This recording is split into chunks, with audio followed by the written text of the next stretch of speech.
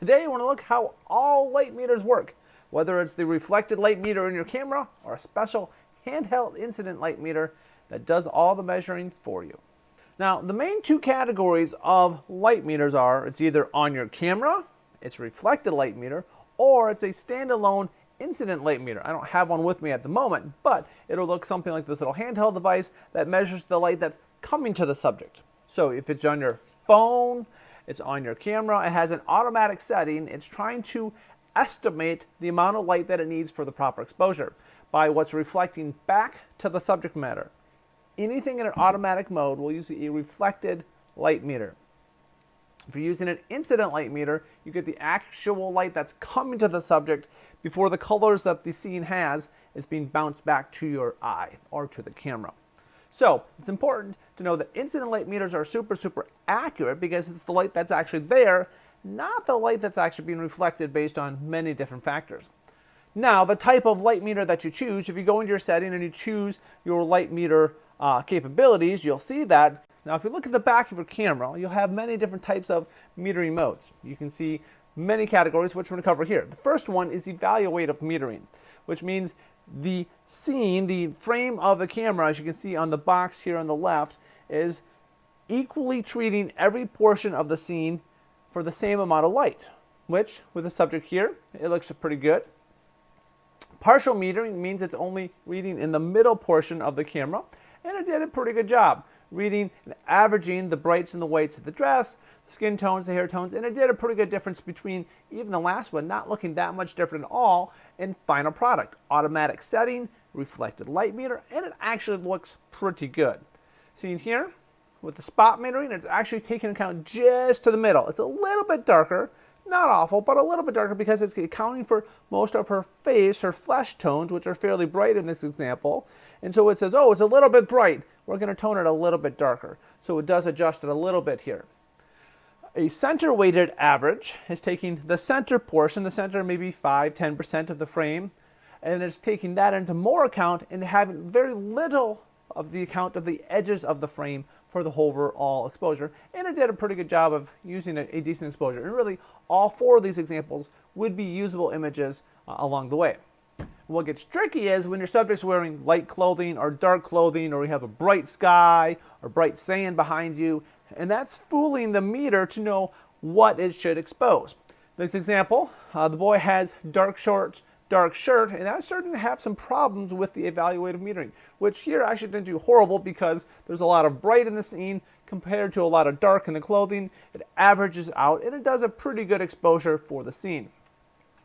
We see with the partial metering, now it's only going to take into account more his shirt, maybe a little bit of his arm, and a little bit of the trees, but it's not taking into account any of the sky, any of the grass behind him, which is much brighter because he's backlit.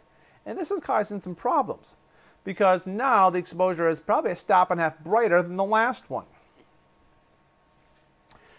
Then we have the spot metering. So instead of taking into account maybe a 5–10% range, partial metering, the spot metering is even narrower. Now, depending on the camera, this could be as much as maybe 5%, maybe as little as 1 or 2%, a very narrow portion of the frame, which in this example is reading just off the black shirt.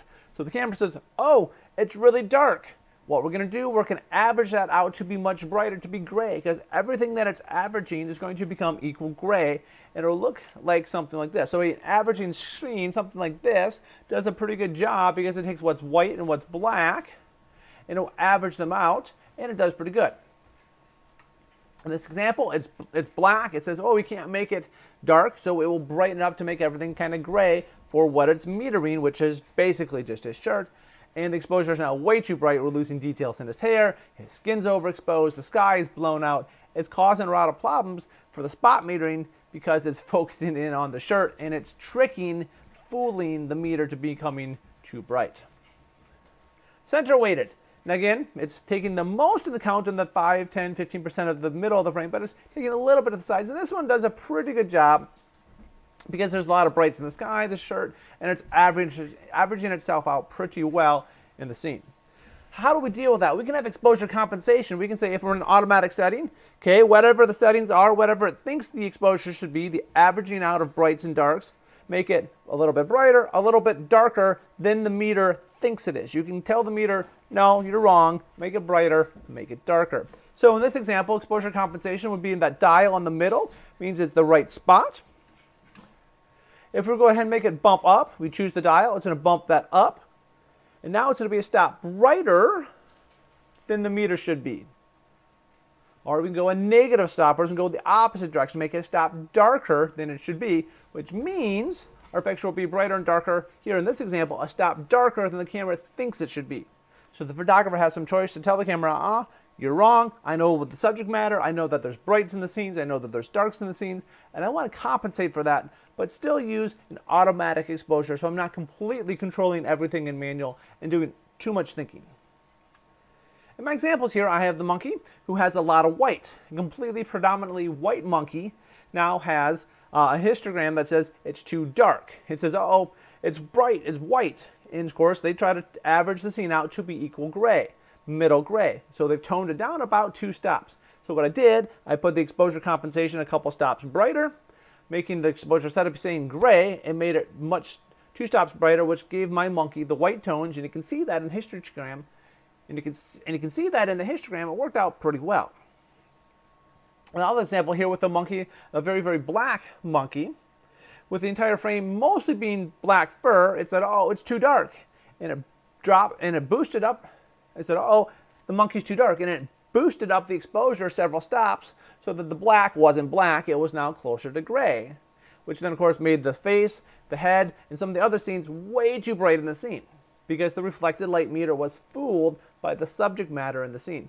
When you go ahead to negative compensation and tell the exposure, no, go darker, then it actually looks pretty good. So don't do what the meter's thinking. It tells it to go 2 stops darker, and it actually is the scene that it should be.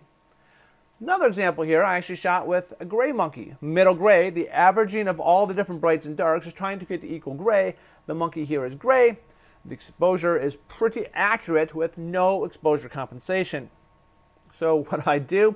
Well, I can go to no exposure compensation when I put all the monkeys together in the scene. There's white, there's black, there's gray, all throughout the scene, which I would say 80 to 85% of the time works great, because a scene that has some bright, has some dark, different colored clothing, it works just fine. So automatic exposure works accurately, probably more times than it does not, but you sometimes are fooled. The meter is tricked into being too bright or too dark, not because the camera is foolish, not because the technology is broken. It just can't discern what the subject matter is and if it should be gray or white or black, because it's trying to make everything in the middle, making some of your pictures too dark or too bright.